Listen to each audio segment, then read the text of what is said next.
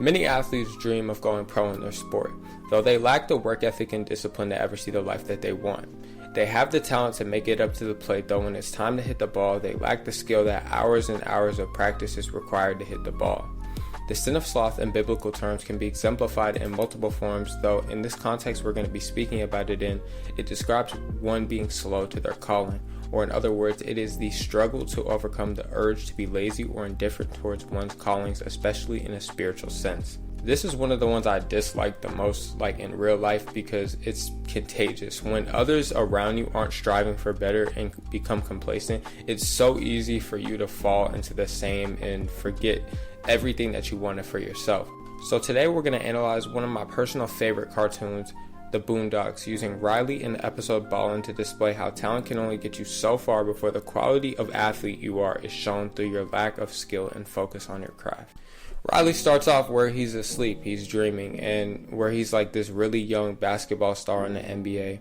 At first, we're led to believe he actually might be pretty good, as we see him show the coach of his local youth basketball team, Tom Dubois, that he can get around his whole team 5v1 no problem. Though, when it comes time to shoot, he doesn't, and he claims that that's all he gets for free.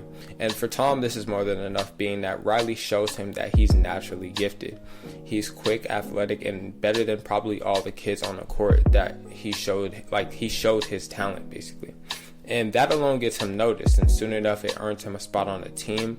And we witness the base of his talent and how he appears as a player on the outside, gaining him privilege, where he gets to rename the team, design the uniforms, and overall just shape the image of the squad.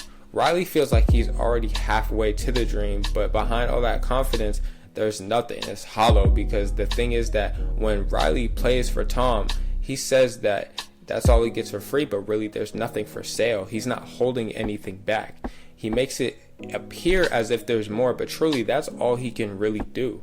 And it's not like he goes home and, I'm working on it. No, he doesn't work on a shot. He doesn't work on fundamentals, technique, or skills. He relies solely on what he's already been given, assuming that natural talent will carry him all the way to this dream of like dunking on Shaq or whatever he did was, right?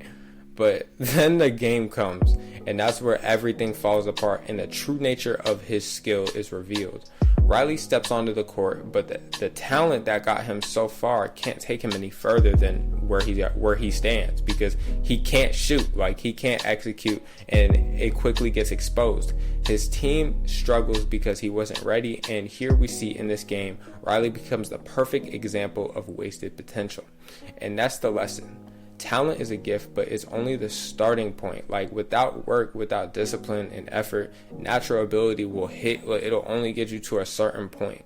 Riley shows like the cost of that. You know, you get the spotlight, you get that attention, but you can't hold it. You get that chance and you can never capitalize because the success is hollow. It's fabricated. There was nothing ever truly behind what you claim to be. When you are the athlete with talent and no discipline, you're Riley. You're the basketball player who can't shoot, the unloaded gun, the Lamborghini with no gas. Like, you have the shell, the promise, and the image of greatness, but no real substance is in it. Like, you're nothing. And that's the danger. Like, when you solely rely on what you've been given and what you can do, you'll never become what you could be. And a lot of people, they have this fear that, like, they don't want to give everything and they don't want to build and they want to naturally kind of do this thing because they're afraid that if they give something 100%, they publicly give something, everything that they have, they will fail. And that's pride. And it's also like a lack of faith in God, right? And you'll just remain only a possibility of what if instead of like what actually being. You know, you'll never actually be. And understand this, living like that isn't just disappointing you or those around you, it's also a form of disrespect towards God. To settle for less when he's given you, he chose you, he's given you the tools, the talent, and the opportunity to become more, is to deny the purpose that he created you for. That's to deny the very reason you're on earth.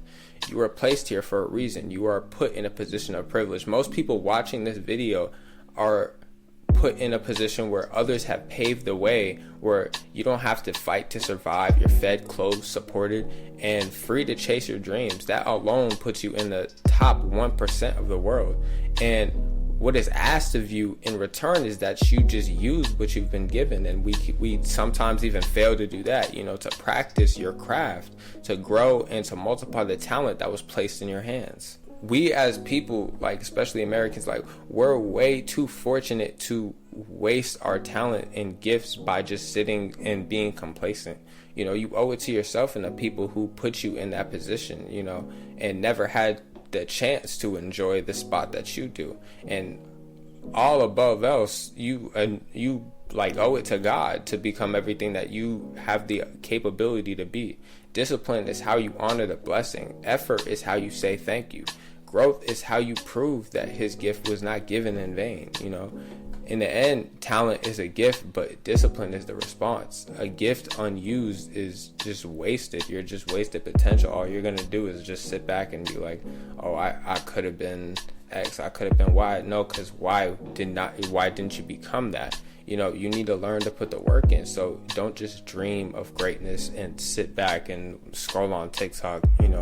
Don't just imagine the player, the runner, the leader that you can be. Work until it is a reality, or till you become everything that you can become.